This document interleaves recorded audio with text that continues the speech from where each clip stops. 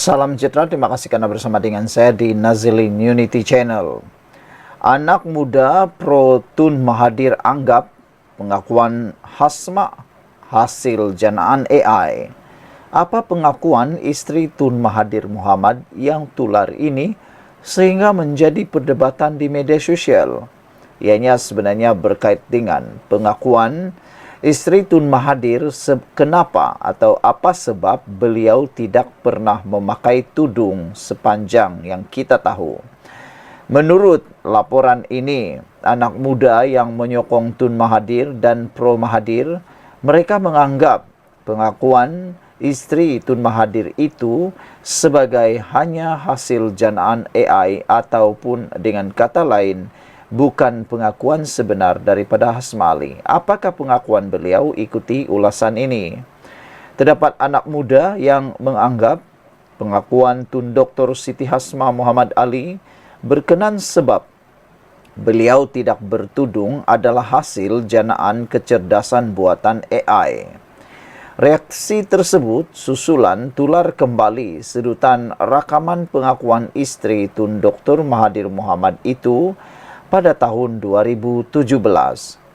Menerusi kenyataan kepada pemberita ketika itu, Hasma memberitahu beliau tidak bertudung kerana dilarang suaminya. Pengakuan itu cukup menggemparkan kita semua dan cukup mengejutkan kita semua. Menurut video yang tular itu, suami saya larang saya bertudung. Bila bertudung, kena minta kebenaran daripada suami, katanya. Saya ada teringin bertudung lepas balik dari Mekah. Naklah ambil berkat, pakailah tudung. Sampai dia Mahathir palingkan mukanya jelasnya lagi.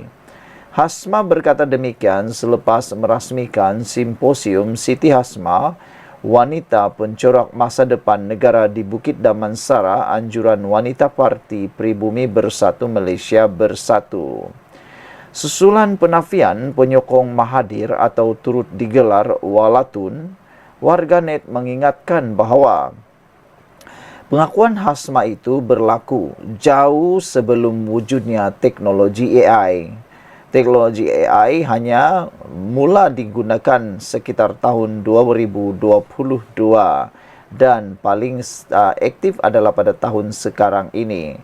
Tahun 2017 punya video ni walantunoi. AI pun belum wujud lagi. Kau yang no, berkata seorang netizen mengulas tentang penafian tersebut.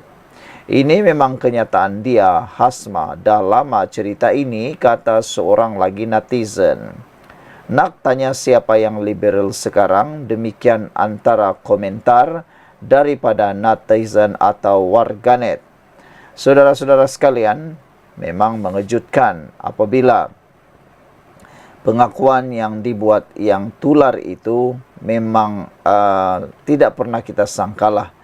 Sekarang ini memang sangat tular video pengakuan daripada Siti Hasma ini. Sejauh mana ia benar atau tidak, ianya bergantung kepada pengakuan dan penafian sendiri melalui Siti Hasma, juga daripada Tun Mahathir.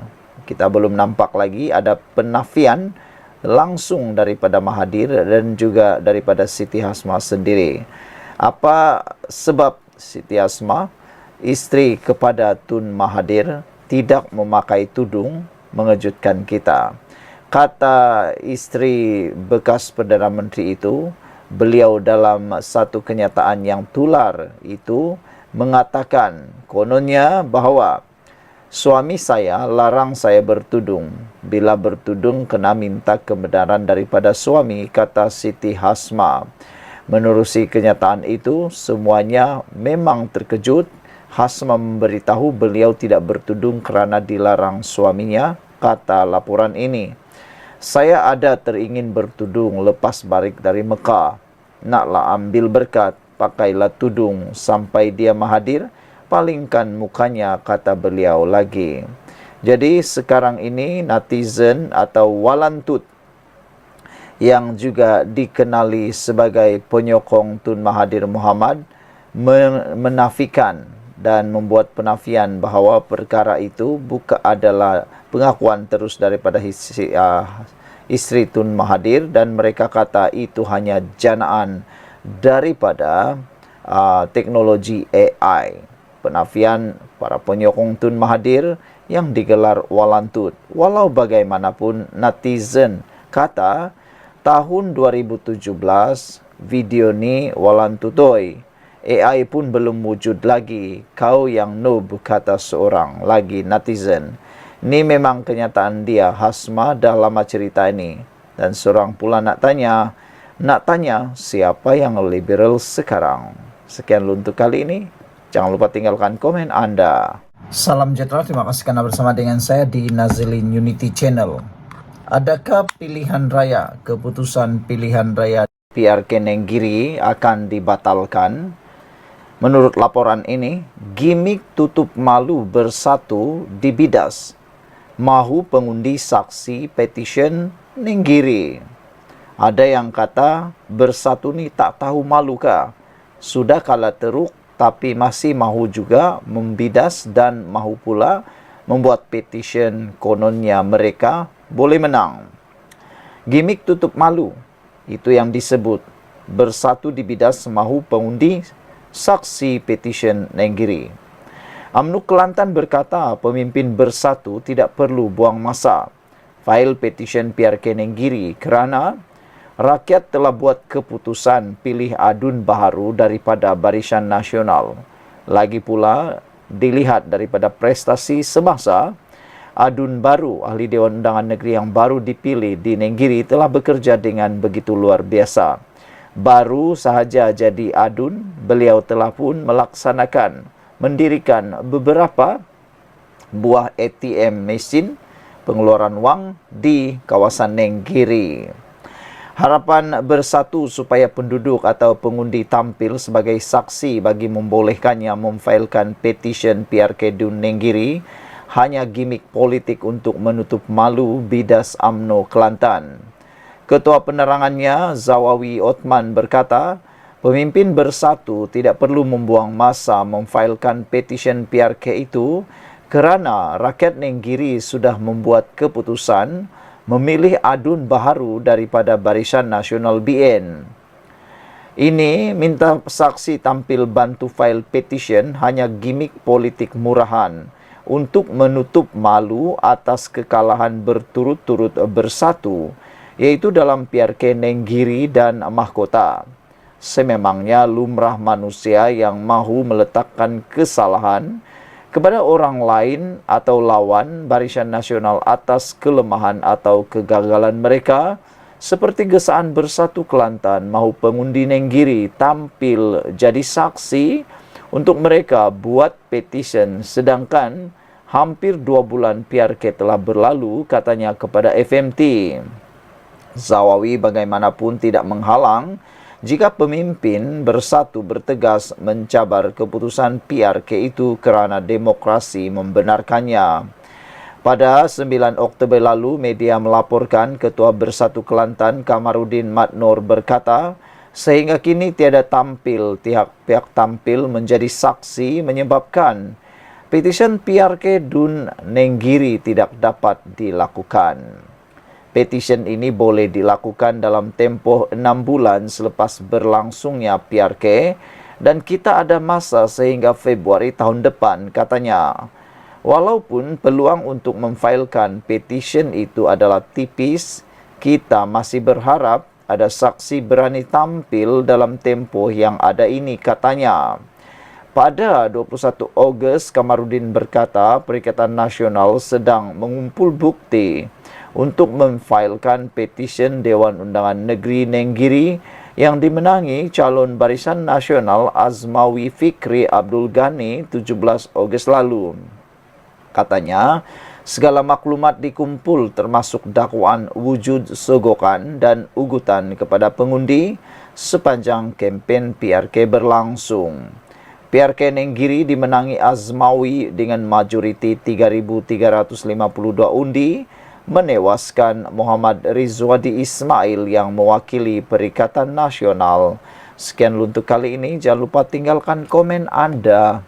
Salam sejahtera, terima kasih karena bersama dengan saya di Nazilin Unity Channel. Saat isu paling panas berkait dengan ahli politik berpengaruh menyimpan uang rasuah 5 juta ringgit di sebuah pangsapuri, ini pula kes yang panas berkait dengan Mahathir Mohamad. Mahathir kata, saya saman Zahid sebab dia saman saya. Ada netizen agak rasa lucu dengan apa yang dilaporkan di Malaysia kini ini.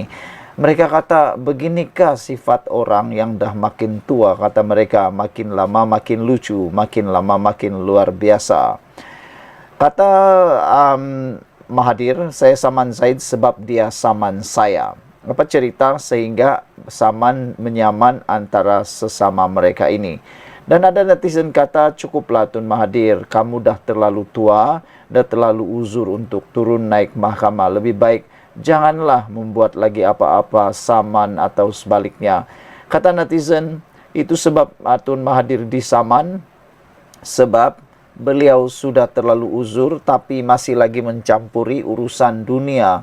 Kalaulah Tun Mahathir berdiam diri dan sudah cukup, perlu berehat sudah, tentu tiada yang mau menyaman Tun Mahathir, kata netizen. Ada netizen yang cukup kesian dan simpati dengan Tun Mahathir kerana dalam usia yang terlalu tua, lanjut dah mencecah hampir setahun saja lagi 100 tahun, dia masih perlu pula turun naik mahkamah. Ini baru kes soal saman Zahid dan lawan Mahathir, belum lagi kes-kes yang lain. Apa pula pendapat anda semua? Ramai orang menasihati Tun Mahathir supaya berehatlah. Jangan lagi sibuk dengan dunia politik. Jangan lagi sibuk dengan dunia manusia. Cepat-cepatlah bermuhasabah dan kalau boleh buatlah amal jariah sebanyak yang mungkin, kata netizen. Kerana usia Tun Mahathir Mohamad sudah terlalu lanjut. Dan ramai yang tahu Tun Mahathir sejak akhir-akhir ini sudah berulang kali keluar masuk hospital. Takut nanti, kata netizen, tidak cukup pula amal di dunia ini. Dan mereka juga mengharapkan supaya Tun Mahathir menghalalkanlah semua perkara dan jangan lagi mengusik-usik orang supaya beliau juga tidak diusik-usik, kata netizen. Dr. Mahathir Mohamad mengakui bahawa saman fitnah terhadap Ahmad Zahid Hamidi dilakukan selepas timbalan Perdana Menteri itu memfailkan saman terhadapnya. Bekas Perdana Menteri itu ditanya mengapa dia memfailkan saman fitnah ke atas Ahmad Zahid berkaitan dengan dakwaan. Dia memegang kad pengenalan IC yang tertera nama Mahathir anak lelaki Iskandar Kuti. Ahmad Zahid menyaman Mahathir atas dakwaan bahawa dia cuba melobi Mahathir pada 2018 untuk menggugurkan tuduhan jenayah terhadapnya. Mahathir ialah Perdana Menteri ketika itu. Ahmad Zahid memfailkan saman terhadap Mahathir pada April tahun 2022. Manakala Mahathir pula menyaman timbalan Perdana Menteri itu pada Julai tahun yang sama. Bekas Perdana Menteri itu berkata demikian semasa disoal balas oleh peguam Ahmad Zahid, yaitu Sahrul Fazli Kamaruzaman ketika perbicaraan di Mahkamah Tinggi di Kuala Lumpur hari ini. Sahrul bertanya, anda menyaman Zahid kerana dia menyaman anda dahulu pada April tahun 2022? Mahathir menjawab, itu antara sebabnya. Apa yang dia katakan adalah pembohongan. Dia mencemarkan nama baik saya, kata Mahathir. Sahrul Fazli membidas Mahathir dengan bertanya, mengapa dia menunggu selama 5 tahun untuk menyaman Ahmad Zahid Hamidi berhubung kenyataan yang dibuat timbalan Perdana Menteri itu pada tahun 2017. Pada ketika itu, peguam Mahathir iaitu Muhammad Rafiq Rashid Ali membantah soalan berkenaan dengan mengatakan Undang-Undang Sivil memberi peleratif sehingga 6 tahun untuk memfail saman dari tarikh kenyataan itu dibuat. Perbicaraan di hadapan Pesuruhjaya Kehakiman Gan Teck Cheong disambung petang tadi. Dalam pernyataan pembelaannya, Ahmad Zahid Hamidi menafikan bahawa kenyataan itu berniat jahat, memfitnah atau menjejaskan reputasi awam Mahathir. Ahli Parlimen Bagan Datuk itu mendakwa nama pada IC merujuk kepada individu berdasarkan maklumat dalam salinan lama dokumen pengenalan diri. Ahli politik berusia 71 tahun itu mendakwa dia tidak mempunyai kawalan ke atas mana-mana penerbitan video berhubung kenyataannya di platform media sosial. Ada satu komen netizen dalam ruangan komen di Malaysia kini menyatakan, itulah Mahathir. Zaman hang berkuasa tak dok berani saman hang sebab hang guna mahkamah, kata beliau. Tapi bila sudah tiada kuasa, orang pakat saman hang balik, kata Purple Mouse. Sejauh mana dakwaan Purple Mouse itu, tak pastilah, anda boleh fikirkannya sendiri. Jadi itu pengakuan Tun Mahathir yang mengejutkan kita semua. Sekian dulu untuk kali ini. Jangan lupa tinggalkan komen anda. Salam sejahtera, terima kasih karena bersama dengan saya di Nazilin Unity Channel ini. Maklumat terkini, keputusan terkini daripada SPRM berkait dengan ahli politik berpengaruh yang dikatakan Raja Sakau menyimpan 5 juta ringgit di rumah. Akhirnya SPRM menyatakan tentang safe house, rumah selamat, SPRM akan panggil ahli politik ternama. Wow. Pertama sekali, siapa ahli politik ternama ini? Dan adakah beliau pernah memegang jawatan besar di Selangor? Karena antara clue yang diberikan oleh netizen berkait isu ini ialah mereka kata ahli politik ini pernah memegang jawatan besar di Selangor. Anda mungkin dapat teka siapa orangnya, tapi saya tak berani tekalah. Kita baca dulu laporan terkini ini. Anda share video ini. Ahli politik yang dikaitkan dengan penggeledahan safe house yang didakwa tempat penyimpanan uang oleh Suruhanjaya Pencegahan Rasuah Malaysia SPRM akan dipanggil untuk diambil keterangan. Ketua Pesuruhjaya SPRM Tan Sri Azam Baki tidak menafikan bahawa ia berkait dengan seorang ahli politik ternama, namun beliau tidak dapat mendedahkan identitinya. Tetapi netizen sudah dapat tahu siapa orangnya, dan menurut tulisan di Malaysia Kini sebentar tadi, didakwa dikatakan bahawa ahli politik itu ialah ahli politik pembangkang untuk membiayai aktiviti politik beliau. Itu daripada laporan Malaysia Kini. Di laporan Sinar Harian mengatakan dia akan dipanggil satu masa yang difikirkan sesuai oleh pegawai penyiasat saya, kata Azam Baki. Seperti mana lazimnya, kami perlu mendapatkan segala bukti yang kita rasa wajar, yang kita perlukan dan telah disahkan. Barulah orang yang berkenan akan dipanggil, kata Azam Baki. Tapi netizen harap SPRM segera membuat tangkapan atau pendakwaan dengan segera tanpa hanya mengatakan siasatan demi siasatan. Kerana kalau hanya siasatan, dia hanya tinggal siasatan, kata netizen. Jangan sampai ianya hanya menjadi siasatan dan terus berjadi siasatan. Tiada pula pendedahan dan pendakwaan. Netizen takut nanti ahli politik itu melarikan diri. Jangan silap dan jangan anda kata mustahil lah ahli politik itu melarikan diri. Apa-apa boleh berlaku dalam dunia sekarang ini. Dalam dunia politik apa-apa boleh berlaku. Ditambah lagi kalau ahli politik itu tidak punya apa-apa jawatan lagi atau tiada lagi kepentingan di Malaysia, bila-bila saja ahli politik itu boleh melarikan diri. Jadi diharap SPRM segera dapat membuat pengesahan dan pendakwaan kalau benar ada bukti dan saksi yang cukup supaya ahli politik itu tidak melarikan diri. Tapi netizen kata mereka tetap heran.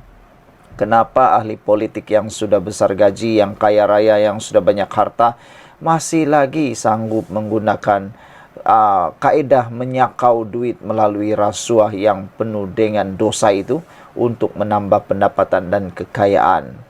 Kata SPRM, beliau berkata demikian kepada pemberita selepas hadir pada Konvensyen Integritas dan Anti Rasuah kita pada tahun 2024 di Pusat Konvensyen Antarabangsa di sini pada Isnin.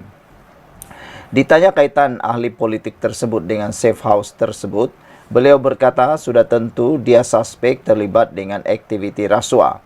Katanya lagi setakat ini kira-kira 15 saksi telah dipanggil SPRM dan dijangka akan ramai lagi akan menyusul untuk tujuan siasatan. Saya tak tahu berapa, tapi akan ramai lagi saksi yang akan diambil untuk penyiasatan, kata Azam Baki. Kes ini akan dibuka juga kertas-kertas siasatan yang dibawa akta pengubahan wang haram, katanya lagi. Selain daripada Akta Pencegahan Rasuah 2009 yang di bawah Section 16, kami juga akan membuka beberapa kertas siasatan di bawah Akta Pencegahan Pengubahan Wang Haram, Pencegahan Pembiayaan Keganasan dan Hasil daripada Aktiviti Haram 2001, katanya lagi. Sementara itu, bercakap mengenai jumlah keseluruhan tangkapan setakat ini, beliau menjelaskan seramai 4 individu ditahan reman termasuk seorang wanita. Yang direman sekarang ini yang ditangkap pada 10 Oktober lalu dan direman sehingga 15 Oktober, iaitu seorang pengarah syarikat atau seorang ahli perniagaan. Ada seorang lagi pernah bertugas di Menteri Besar Selangor Pemerbadanan MBI, iaitu seorang lelaki berusia 45 tahun, tetapi kita hanya berjaya dapat menahan reman 1 malam saja kerana dia mempunyai masalah kanser prostat. Ketiga-tiga individu berkejawatan pemandu berumur 43 tahun dan direman selama 3 hari telah pun dibebaskan dan dilepaskan, dan seorang lagi wanita iaitu bekas pegawai kewangan satu syarikat yang terbabit, yang mana syarikat ini adalah yang mendapat konsesi pasir berkenan dan berumur 46 tahun, tetapi telah dilepaskan selepas reman 3 hari, katanya. Sebelum itu, beliau turut mengesahkan laporan mengenai penemuan 1,5 juta ringgit atau 1,5 juta Singapura dolar atau kira-kira 5 juta ringgit Malaysia di sebuah tempat yang dikatakan sebagai safe house. Sinar Harian pada Ahad melaporkan mata wang asing itu ditemukan susulan penahanan beberapa individu berkait kes rasuah berhubung konsesi pelombongan pasir. Saudara-saudara sekalian, apa yang mengejutkan kita ialah yang mendedahkan safe house itu, rumah tempat menyimpan uang itu adalah rakan kepada atau orang tengah menyimpan uang tersebut. Sekian untuk kali ini. Jangan lupa tinggalkan komen Anda untuk isu kali ini. Adakah Anda akan dapat meneka siapakah orang yang bertanggung jawab dalam isu kali ini? Siapa agak-agaknya yang makan rasuah ini? Siapa ahli politik yang ternama ini? Menjadi tanda tanya kita semua. Tetapi dalam maklumat terkini yang kita terima ini, Azam Baki telah pun mengesahkan bahawa ditanya tentang safe house itu, dia mengatakan bahawa salah seorang yang telah ditangkap itu ialah pernah bertugas di Menteri Besar Selangor Pemerbadanan MBI, iaitu lelaki yang berumur 45 tahun, tetapi beliau tidak dapat ditahan reman lama kerana ada masalah kanser prostat. Ketiga individu berjawatan pemandu berumur 43 tahun dan telah direman selama 3 hari. Dan satu lagi identiti yang disahkan ialah seorang wanita yang juga merupakan bekas pegawai kewangan satu syarikat yang terbabit, yang mana syarikat itu yang mendapat konsesi pasir berkenan dan berumur 46 tahun, tetapi telah dilepaskan selepas direman 3